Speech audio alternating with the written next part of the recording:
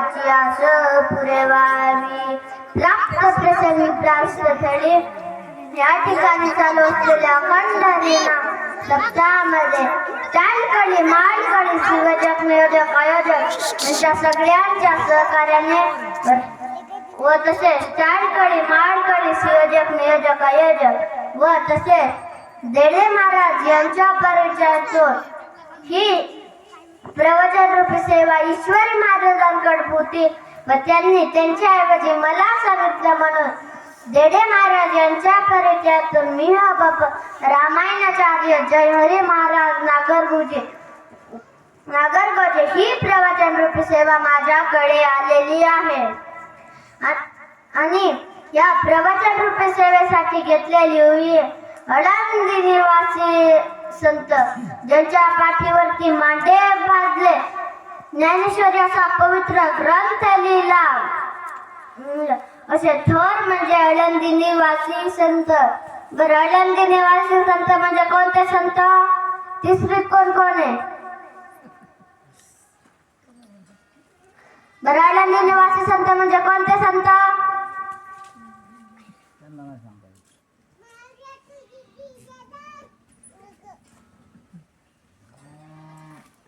येतंय का कोणी?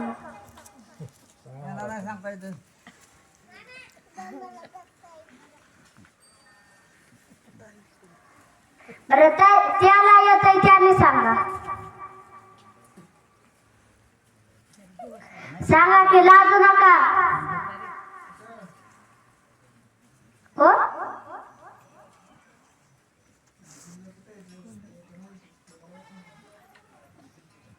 अळंदी निवासी संत म्हणजे संत ज्ञानेश्वर महाराज. आणि संत ज्ञानेश्वर महाराजांना आपल्या मधून नेमकी सांगायचं तरी काय? चंद्र तेथे चंद्रिका, शंभू तेथे अंबिका, संत तेथे विवेकासने की जय. म्हणजे चंद्र असतात तिथंच चांदण्या असतात, शंकर महादेव तिथं असतात तिथंच पार्वती असतात. आणि संत तेथे विवेका म्हणजे संतांजवळच सुविचार असतात असणे की जे. म्हणजे आपण संतांना त्यांना वंदन करायचे, त्यांची पूजा ते करायची. आणि हा सुविचार संतांमध्ये असतं. एकनाथ महाराजांच्या अंगावरती 108 वेळेस चुकले तरी त्यांना राग आला नाही. आपल्या अंगावरती एकदाच चुकलं तर आपल्याला किती राग येतो. म्हणूनच त्यांना म्हणतात की शांती ब्रह्म एकनाथ महाराज, कारण त्यांचा स्वभाव शांत ते असायचा. सुविचार कशाला म्हणतात? रस्त्यावरती दगड पडलेला असतो तो उचलून दुसरीकडे टाकणे याला म्हणतात सुविचार. आणि रस्त्यावरती दगड पडला असेल तर दुसरीकडे जाऊन अजून दगड आणून रस्त्यावरती टाकणे याला म्हणतात सुविचार. एखाद्याने गाडी आणली त्याचा आनंद आपल्याला झाला तर झाला सुविचार. आणि आपल्या मनामध्ये कुजबूज झाली तर म्हणायचं विचार. एखाद्याने घर बांधायला चालू केलं, आपल्याला खूप आनंद झाला त्याचा. आणि जर विचार कशाला म्हणतात? तर त्याने घर बांधले आपल्या मनामध्ये नुसतं खालीवर खालीवर खालीवर झाल्यावर झाला आपल्या मनामध्ये विचार. आणि मनामध्ये सुविचार ठेवा तर आपल्याला देव येऊन भेटणार आहे. आणि संत बाळूमामा चूक असली ना तिथं चूकच दाखवणार. तिथं चूक नसणार, कोण खोटं बोलला असणार तर त्याचं काय नशीब आहे ते त्याच्यातच टाकणार. तसंच तुम्हाला एक उदाहरण देखील सांगतो. एक माणूस होता, म्हणजे खूप माणसं त्यांना येऊन खायला आणि त्याला द्यायचं, कारण ते संत बाळूमामा होते. ते मग एकाने आणला आणि संत बाळूमामाने तो एकाने शिरा आणला. तो संत बाळूमामाने खाल्ला, त्यांना खूप चांगला वाटला, त्यांना खूप छान झाला शिरा. तेवढं त्यांचे 1 नंबर तुपाचा शिरा केलाय. त्यांना आला राग, कारण तो शिरा तुपाचा नव्हता, तेलाचा होता. त्यांना लगेच काढलेलं. त्यांना हा का, त्यांनी लगेच आपलं सिगरेट काढलं, मॅचिसने जळवलं, त्याचे मुद्दाम ती काडे त्यांच्या खिशामध्ये टाकले त्याने. तो म्हणत होता 1 नंबरच्या तुपाचे शिरा त्याच्या टाकली त्यानं. काय झालं, लय दुखतंय का? तुपाचा शिरा म्हणतोय, आणलाय तेलाचा शिरा असं ते त्याला म्हणू लागले. आणि नामस्मरण ते केलं पाहिजे. संत बाळूमामाने नामस्मरण केल्यावर 3 वर्ष झालं ती गाय दूध न देणार, ती नामस्मरणामुळे दूध देते. तसंच तुम्हाला एक उदाहरण देखील सांगतो. संत बाळूमामा काट्यावरती झोपायचे तरी त्यांना काय होत नव्हतं, आणि गाय गुरांचं त्यांचं पालन ते खायचे ना. याच्यामुळे त्यांच्या आई वडिलांनी त्याला एका शेठजीकडे कामाला ठेवलं. शेठजी सगळ्या गायांना खायला त्याला द्यायचा खुराक चारांचे. एकच गाय अशी होती, तिला त्यांनी 3 वर्ष झालं खायला दिलं नंतर. संत बाळूमामाच्या गायला लपून चारा खुराक ते द्यायचे. मग एकदा शेठजीने बघितलं, त्यांना लय राग आला. ते त्याला भांडू लागले, हिला कमून चारा देतो, दूध देत नाही. मग संत बाळूमामाने कसं काय दूध नाही देते? ते म्हणाले नाही देत, देते. 3 वर्ष नाही दिलं, आताच कसं काय दे? नाही देणार, ते देते. तेवढ्या शेठजीने पातेल आणून दिलं. म्हणाले लय देते म्हणतोय ना, तर काढून दाखव. 3 वर्ष दूध नाही दिलं. ते आले म्हणाले, अरे तिला 3 वर्ष खायला नाही भेटलं, ही मरून जाईल म्हणून मी चारण द्यायचं. त्याने देवाला प्रार्थना केली. संत भगवान बाबा की जय, संत वामन भाऊ की जय असं ते नावं ते घेऊ लागले. त्याने तशी काढायला चालू केली. त्याच्या साई दूध ते येऊ लागलं, त्याच्यातून दूध येऊ लागलं. आणि ते दोघं आश्चर्यचकित झाले. 3 वर्ष दूध देणारी गाय नामस्मरणामुळे दूध देते. म्हणूनच संत तुकाराम महाराज देखील आपल्याला सांगतात, नाम घेता उठा उठी होय संसाराची तुटी, ऐसा लाभ बांधा गाठी विठ्ठल पायी पडे मिठी, नामा परते साधन नाही जे तू करसी आणि काय, हकारू हे सांगे तुका नाम घेता राहू नका. म्हणूनच संत तुकाराम महाराज आपल्याला म्हणतात. आणि संत तुकाराम महाराजांची चूक असली ना तर चूकच आपली असं मानतात. तसेच तुम्हाला एक उदाहरण देखील सांगतो. संत तुकाराम महाराज एकदा ह्या गावावरून त्या गावावर त्यांचे मेंढ्यांच्या चारत नेत होते. संत बाळूमामा मेंढ्यांच्या चारत ते नेत होते. त्यांच्याकडे मेंढ्या शेळ्या एकूण 1200 होते. त्यांना ते 1200 मेंढ्यांच्या होत्या. ते त्यांना नेत होते. म्हणजे मग ते असंच एका पाटलाचं राहणार, त्याच्या बापलीचे झाड होते. त्यांनी 20-30 ते तोडले आणि त्यांच्या मेंढ्यांना त्यांना खायला दिले. आणि ते त्यांची शाल टाकली मातीवरती, त्याच्यावरती ते बसले. तेवढ्यात त्याचा मालक येतो, म्हणतो हे काय तुझ्या बापाचं राहणार का? संत बाळूमामा पण हुशार होते. त्याने मी असं कुठं म्हणलं, पण त्यांना मग कुणाच्या परवानगीने असं केलं? तसं त्यांना वाकडा तिकडा बोलू लागलं. ते पाटे तो गेला. संत तुकाराम महाराज संत बाळूमामा मनामध्येच म्हणाले की पाटलाचं नुकसान झाले, काहीतरी भरपाई करून द्यावाच लागल. त्यांनी युक्ती ते वापरायला चालू.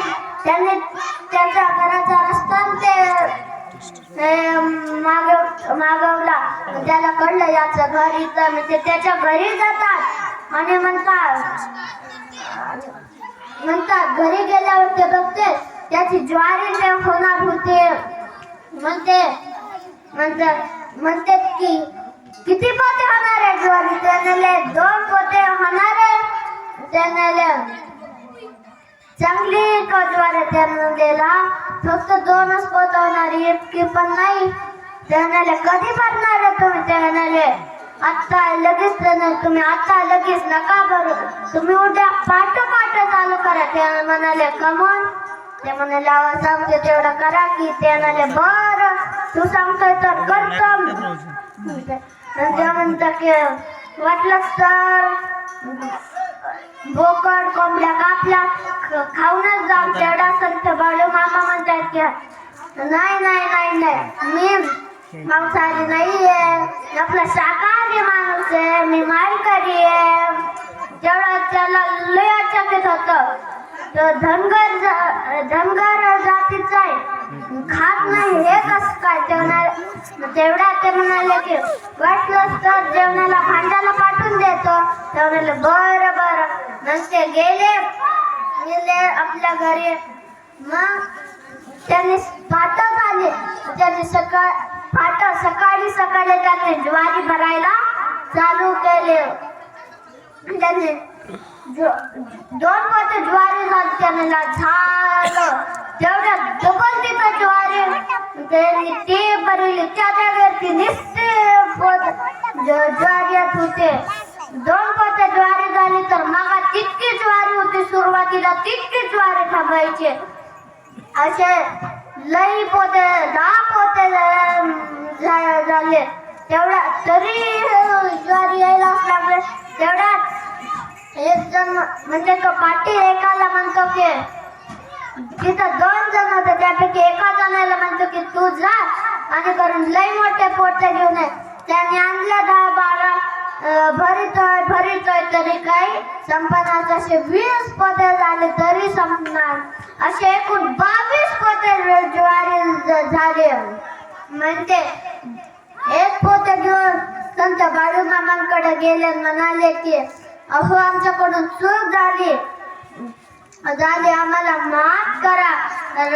काल तुम्ही माझ्या झाडामधले बाबलीचे झाड ते तोडून तुम्ही तुमच्या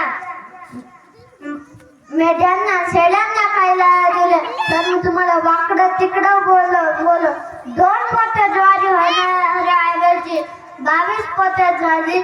तुम्हाला हे 1 पोत आणले, तुम्हीच तेव्हा वाटलंच तर त्यापैकी 22 पोत्यांपैकी 20 पोते तेव्हा तुमची प्लीज मला माफ करा. त्याने बरं म्हणून आणि अहो संत बाळू मामा हे महादेवाचा अवतार आहे, शिवशंकरांचा अवतार आहे. तर म्हणूनच संत एकनाथ महाराज म्हणतात शिव भोळा चक्रवर्ती त्याचे पाय माझे चित्ती वाचे वदता शिवनाम तयान बांधी क्रोध काम धर्मार्थ काम मोक्ष शिव देखता प्रत्यक्ष एका जनार्दनी जीव निवारीकडे काळाचा भेव वाचे वदता शिवनाम तयान बांधी क्रोध काम. असं संत एकनाथ महाराज आपल्याला अभंगामधून सांगतात. संत एकनाथ महाराज असं आपल्याला या अभंगामधून सांगतात. आणि नामस्मरण केलं पाहिजे. आणि आपण आत्ताचे लेकरं कशाचा अट्टा करतात? चॉकलेटचा, मोबाईलचा, मला गेम खेळायची, मला कुरकुरा पाहिजे, मला मुरकुरा पाहिजे. आताचे लेकरं असा हट्ट करतात. पण संत भगवान बाबा यांनी गुरुमंत्राचा हट्ट केला. त्याचं दर दिंडीला नारायणगडावर ते जायचे दरवर्षी जायचे. पण त्यांना एकदा गेल्यावर त्यांना कळलं की माने बाबा गुरुमंत्र देतात. गुरुमंत्र म्हणजे काय कसं त्याचं पालन करायचं ते काहीच नव्हतं माहीत. तरी ते गेले म्हणाले मला गुरुमंत्र द्या ना. त्यांना लिखले तसं येणाऱ्या जाणाऱ्या माणसांमध्ये बोलायला व्यस्त. त्यांना अहो मला गुरुमंत्र द्या ना असं ते म्हणू लागले. म्हणून त्यांना एक युक्ती आठवली. त्यांना एक शिकार दिसला. त्यांनी त्या शिकऱ्याकडे बोट केलं. म्हणाले त्या शिकऱ्यावरून ते एवढे कटाना मी त्याला गुरुमंत्र देतो. त्याला वाटलं की पळून ते जाईन. शिकार बघून ते पायरी वर चढत गेला. म्हणाले मानी बाबा. त्याला वाटलं की डबल गुरुमंत्र मागतो. इकडं तिकडे ते बघायला लागला. तेव्हा काय जवळपास दिसताना शिखराकडे नाचत गेली तर तिथं भगवान बाबा त्यांचं पूर्वीचं नाव आबाजी. बघितलं तर तिथं आबाजी ते जवळ जातात म्हणतात खाली उतर तुला चॉकलेट देतो, कुरकुरे देतो, मोबाईल देतो. इतकं टुकू कोण जातो का हाता का तवा चॉकलेट, हाता का मोबाईल? तर नाही, मग सगळे म्हणते खाली उतर, पण त्यांनी ऐकलं नाही. चेंडू पडल्याप्रमाणे दंडीशीन खाली उडी खाल्ले, उठून उभे राहिले, अंग झटकवलं आणि माणिक बाबांपाशी आले म्हणाले, अहो आता तरी द्या ना गुरुमंत्र. ते म्हणाले तुला कोण गुरुमंत्र देणार नाही, तुला गुरुमंत्र देणारच. गुरुमंत्र ऐवजी तुझा आजपासून आबाजी नाव नाही, आजपासून तो भगवान आहे. भगवान ते आबाजी नावापासून भगवान झाले, भगवानपासून भगवान बाबा झाले, भगवान बाबापासून संत भगवान बाबा झाले. आणि एकदा म्हणा संत भगवान बाबा की जय. मोठ्याने म्हणा की माझ्या कानाचा आवाज नाही गेला. भगवान गडावर कधी जाय, संत भगवान बाबा की आत्ताशी कानाचा आवाज गेला, पण भगवान गडावरतीच गेला नाही. जोरात म्हणा संत भगवान बाबा की आत्ताशी आवाज गेला तर डबल तू स्वतःसाठीच टाळ्या वाजवा. आणि आपल्यामध्ये विश्वास पाहिजे. आज आईचा मुलीवरती विश्वास नाही, वडिलांचा मुलावर नाही, नवऱ्याचा बायकोवर नाही, बायकोचा नवऱ्यावर नाही, वडिलांचा मुलीवर नाही, वडिलांचा मुलीवर नाही, मुलीचा वडिलांवर नाही, आईचा मुलावर नाही, मुलाचा आईवर नाही. आज कुणाचा विश्वास राहिलेला नाही. पण मातीतला राजा होऊन गेला माझा छत्रपती शिवाजी महाराजांवर दुश्मनांचा देखील विश्वास होता. असंच तुम्हाला एक उदाहरण देखील सांगतो. असंच शिवाजी महाराज सगळ्यांना घेऊन सिंहगडावर ते गेले. लालना सगळा मोकळा होता. हीच बातमी औरंगजेबाला कळले. त्यांनी लगेच शाहिस्तेखानाला सांगितलं. त्याने लाखो सैनिक नेले, हत्यार नेले. तिथं घोरतोय, दारू पितोय, बाया नाचतोय, घोरतोय, झोपतोय, खातोय, पितोय. हे जसं शिवाजी महाराजांना कळलं, त्यांचे रागाने लाल डोळे झाले. त्याने ठरवलं की याला पडून लावायचं म्हणजे लावायचं. त्याने ठरवलं जातो. मग त्यांनी निष्ठा विचार करत बसल्याने त्यांना एक युक्ती आठवली. आपण रात्री 12 वाजता फुटी वरात काढून जाऊया. मग 12 वाजता कशावरून काढायचं? चंद्र माथ्यावर आले की म्हणायचं 12 वाजले. ते 12 वाजता गेले तिथं युद्ध चालू झालं.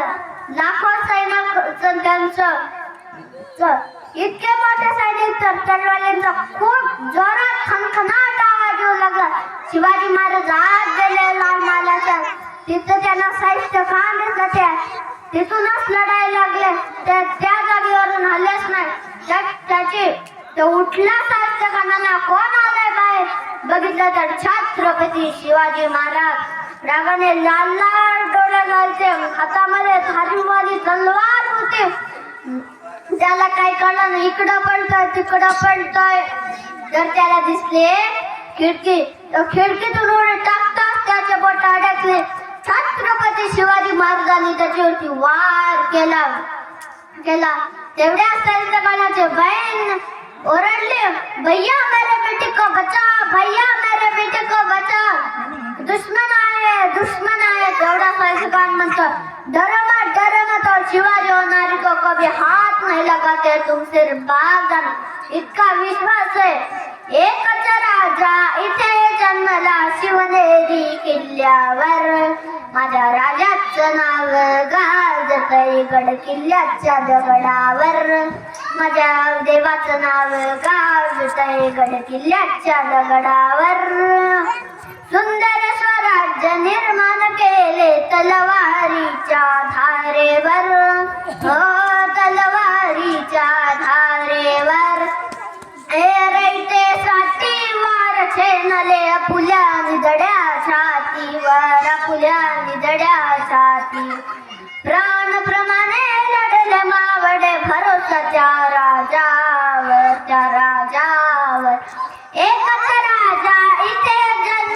शिवनेरी किल्ल्यावर.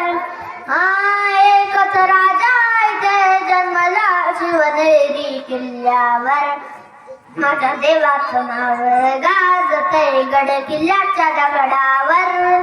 माझ्या देवाचं नाव गाजतंय गड किल्ल्याच्या दगडावर.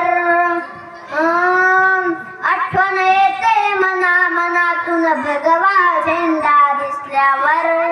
आठवण येते मनातून भगवा झेंडा दिसल्यावर. हो जात पात ना धर्म मागिला जगाला तो माणुसकीवर. जगाला माणुसकीवर. पुन्हा जन्म घ्या सिद्ध शिवबा हृदयावर. एकच राजा इथे जन्मला शिवनेरी किल्ल्यावर. एकच राजा इथे जन्मला शिवनेरी किल्ल्यावर. माझ्या देवाचं नाव गाजतंय गड किल्ल्याच्या दगडावर. माझ्या राजाचं नाव गाजतंय गड किल्ल्याच्या दगडावर. माझ्या राजाचं नाव गाजतंय गड किल्ल्याच्या दगडावर. माझ्या शुभाचं नाव गाजतंय गड किल्ल्याच्या दगडावर.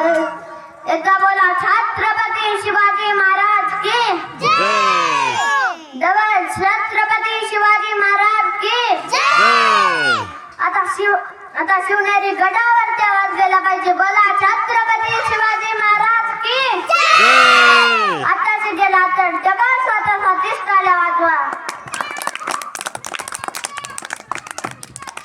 आणि संत बाळू मामा मध्ये युक्ती आहे, त्या संत आहेत, पण त्यांच्या काठीमध्ये सुद्धा पावर होते. तसंच तुम्हाला एक उदाहरण देखील सांगतो.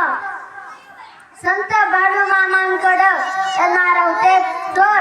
ते झोपलेले, सगळे जण झोपलेले. तेव्हा चोरांनी केलं सुरू, त्यांनी केलं सुरू पडायचं. पळाले एका झाडाखाली थांबले.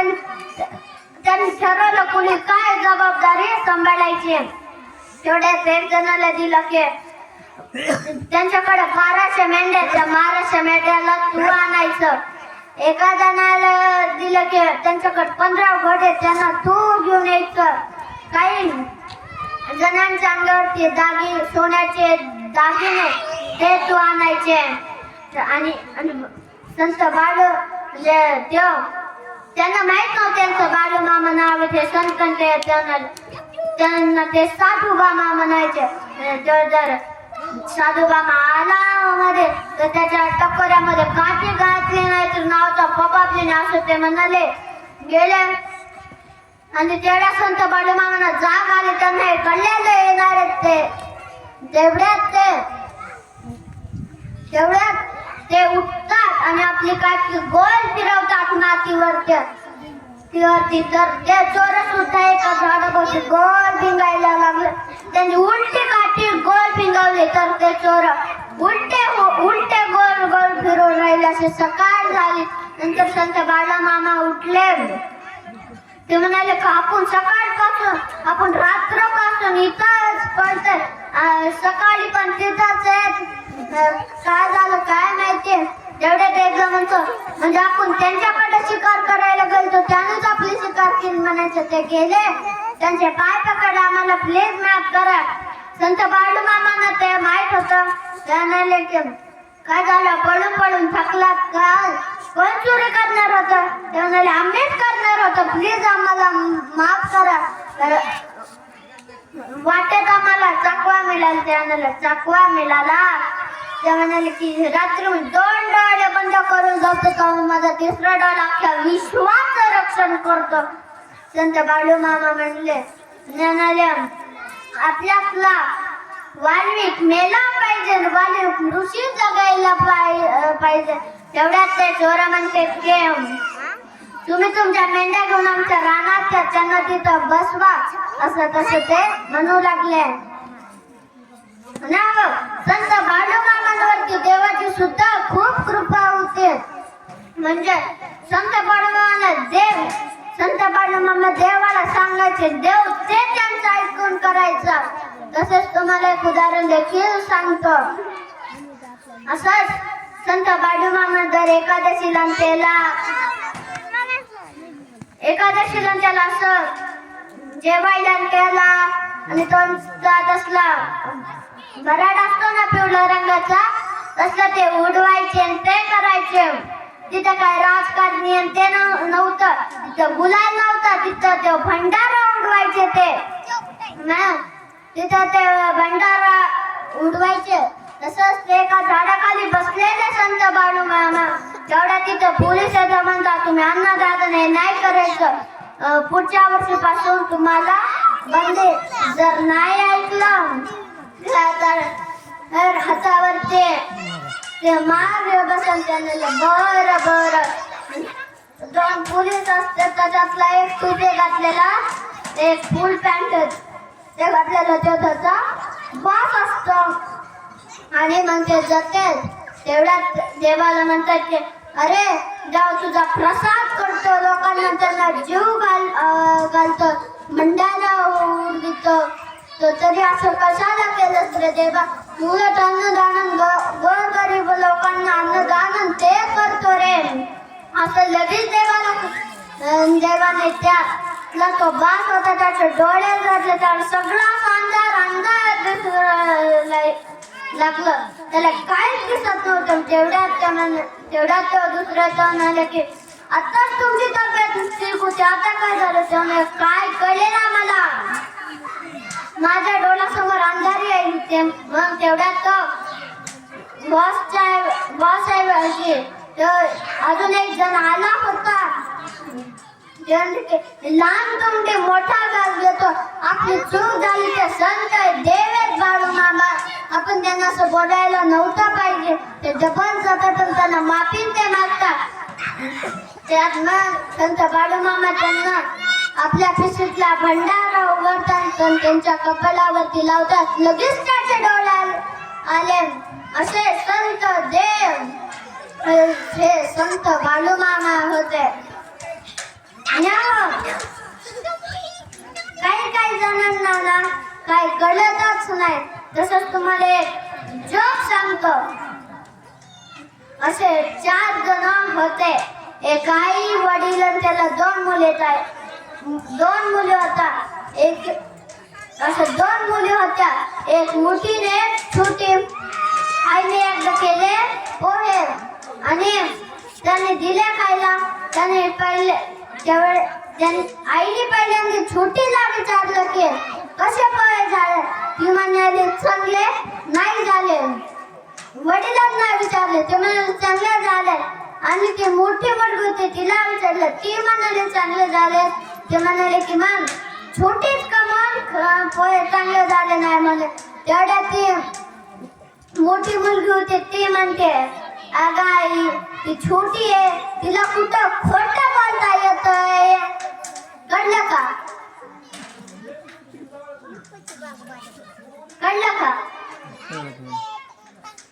अहो त्याचा अर्थ असा होता की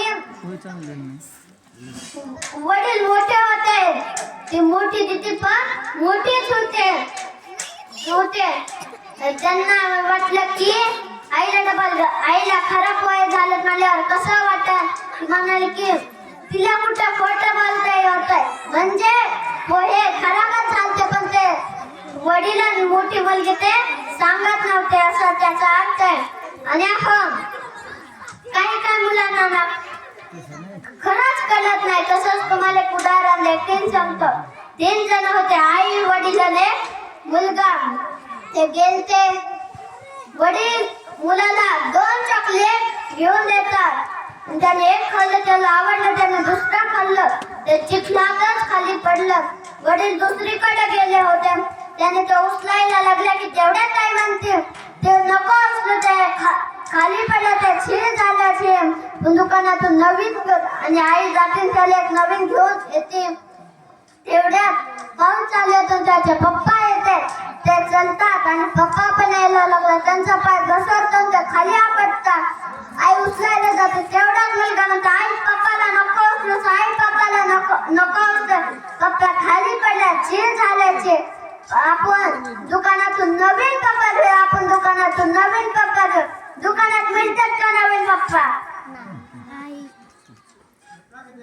लग्न केल्याशिवाय भेटत नाही. तेव्हा त्याच्या पप्पाला कुठं काय झालं दिसतं ते खाली पडलेले, म्हणजे चॉकलेट हे निर्जीव होत सजीव होत. आणि एक दारुड्याचं एक उदाहरण देखील तुम्हाला सांगतो. एक माणूस होता, पावसाळ्याचे दिवस होते. एक बॉटल पिऊन आला, गडी झुलत झुलत आला.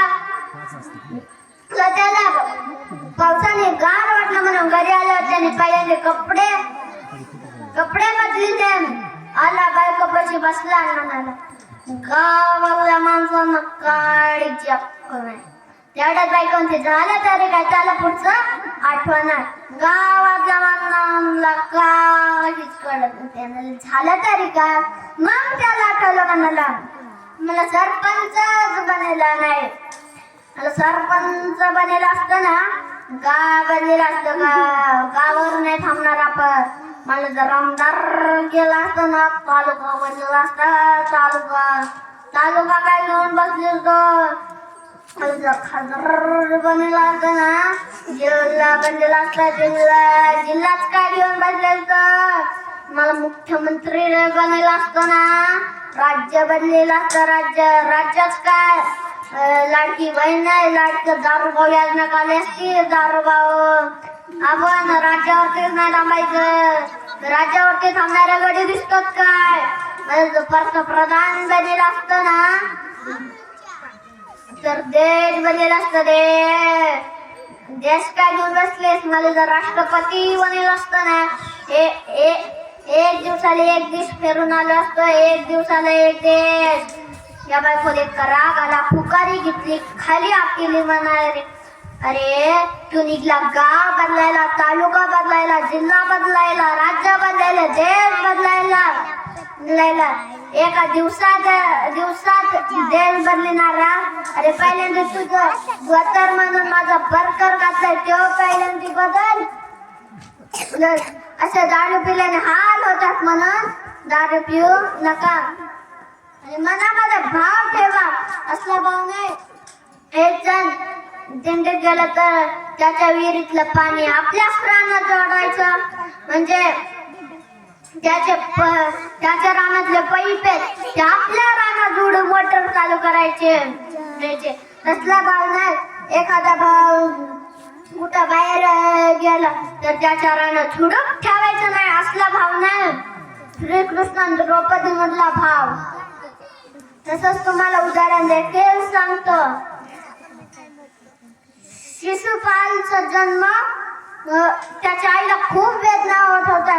तो बाहेर आल्यावर त्याचा तिसरा डोळा होता, त्याला एक गंध आला होता. जन्म झाल्यावर कुणाला गंध येतो का, तिसरा डोळा येतो का? संत महादेवांना आलता, पण त्याला येतो. तेवढ्यात त्याची आई आकाशवाणीला विचारते, याचा जन्मच असा झालाय तर आता मृत्यू कसा होईल? म्हणाले की ज्याच्या हातात दिल्यावर याचा तिसरा डोला जाईल त्याच्याकडूनच. म्हणजे राजवाड्यात इतक्या जण होते तर सगळ्यांच्या हातात तिथे तो तिसरा डोला काही जात नाही. कृष्ण, बलराम, कृष्णाचे वडील वासुदेव ते येतात. वासुदेवांच्या हातात येते नाही डोळा निघला, बलरामच्या हातात येते नाही निघला, श्रीकृष्णांच्या हातात दिला की तो डोळाच निघून जातो तिसरा. तेवढ्यात श्रीकृष्ण तिथे झोपले होते. तेवढ्यात मग शिशुपालची आई ते म्हणते, अरे तू माझ्या मुलाचा मृत्यू कमून करणार आहे? एवढ्या कृष्ण म्हणलं की मी कुठं करणार, मी कुठं म्हणलं तुम्हाला? त्याने आकाशवाणी बोलली, मी त्याचा मृत्यू विचारलेला म्हणत. श्रीकृष्ण म्हणतात तुम्ही मृत्यूविषयी बोलायला नव्हतं पाहिजे.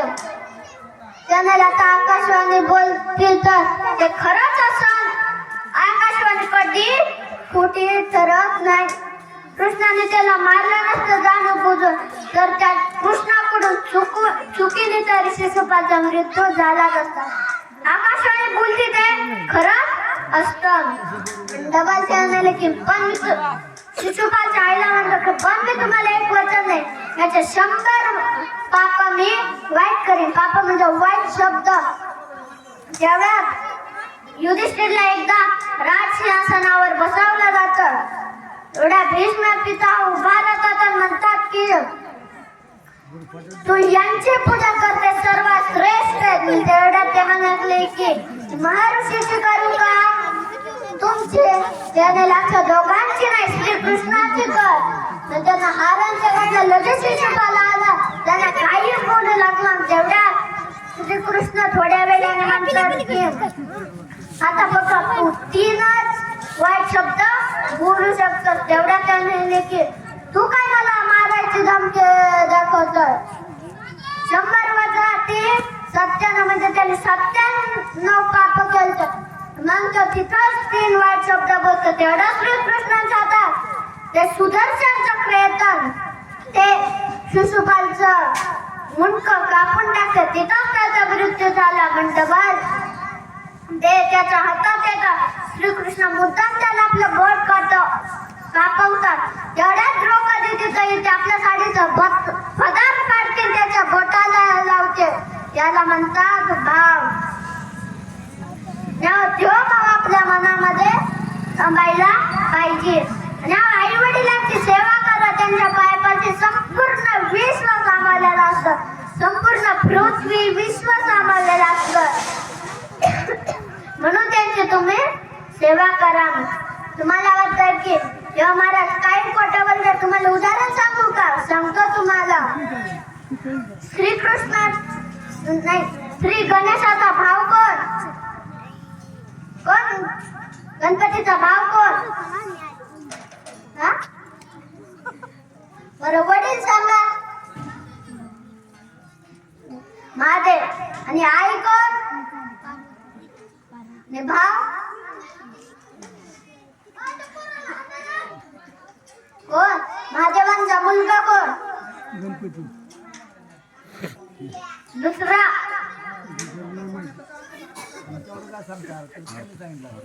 कार्तिकेय तो त्यांचा भाव. कार्तिकेय गणेश दोघं भाव म्हणून ते खेळत होते. खेळल्यामध्ये त्यांचा वाद झाला. मी शक्तिशाली असे दोघं जण भांडण करू लागले. तेवढ्यात ते भांडण करून त्यांच्या आई वडिलांकडे गेले. म्हणजे आमच्या दोघांपैकी पहिला कोण हे महादेवांना सांगता येत नाही. मग त्यांनी महादेवांनी नारद मुनीला बोलवलं. मग ते आले. मग त्यांनी एक युक्ती आठवली की त्या सगळ्या पृथ्वीला 3 एड्या घालून ते कार्तिकेय लगेच आपल्या वाण. कार्तिकेयचं वाण कोणतं सांगा की. कार्तिकेयचं वाण कोणतं. जसं गणपतीचं उंदीर तसं कार्तिकेयचं मोर. ते मोरावर बसायचे. ते मोरावर बसून स्वार देखील झाले. ते लगेच गेले पृथ्वीला 3 एड्या घालायला. तेवढ्यात आपले गणपती बाप्पा इकडं तिकडं बघत बसले. त्यांचं वाण कोणतं उंदीर मामा. त्याच्यावर बसून कस काय पृथ्वी प्रदर्शन होणार. त्याने एक नावी युक्ती आठवली. त्याने एक अशी युक्ती आठवली. मग त्यांनी आई वडील होते त्यांना पूजा ते केली. असे त्यांना हात जोडले. असे त्यांना मोजून 3 एड्या घातले. 3 एड्या घातल्यावर साष्टांग नमस्कार घातला. साष्टांग नमस्कार म्हणजे हे आपलं सगळे शरीर आहे त्याच्यातले 8 अवयव जेव्हा जमिनीला टेकतात तर नमस्कार केला जातो. त्याला म्हणतात साष्टांग नमस्कार. आपल्या गणपती बाप्पांनी घातला. त्याच्यानंतर ते आपल्या वाण म्हणजे उंदीर मामाकडे खेळायला गेले. एवढाच कार्तिकेय येतात. म्हणतात आज मी जिंकलो का नाही. तेवढ्या कार्तिक जिंकला म्हणण्याच्या आज गणपती पुढे येतात. म्हणतात थांबा दादा जिंकलाच नाही मी जिंकलो. गणपतीचा मोठा भाऊ होता कार्तिक. म्हणताना दादा जिंकलाच नाही मी जिंकलो. सगळे म्हणाले कस काय जिंकला. तिथून गेलाच नव्हता. ते म्हणाले की आई वडिलांच्या पायापासून संपूर्ण विश्व सांभाळलेलं असतं. म्हणजे मी त्यांना 3 एड्या घातले म्हणजे सगळ्या पृथ्वीला विश्वालाच ना.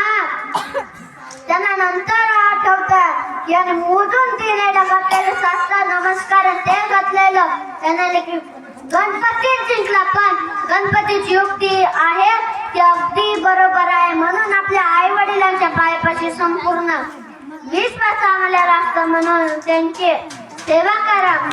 आणि मी जास्त वेळ बोलणार देखील नाही, कारण तुमच्या पायाला देखील मुंग्या आल्या असतात. बसून बसून तुम्ही देखील कंटाळला असता. माझी प्रवचन रूपी सेवा मी याच ठिकाणी समाप्त करतो.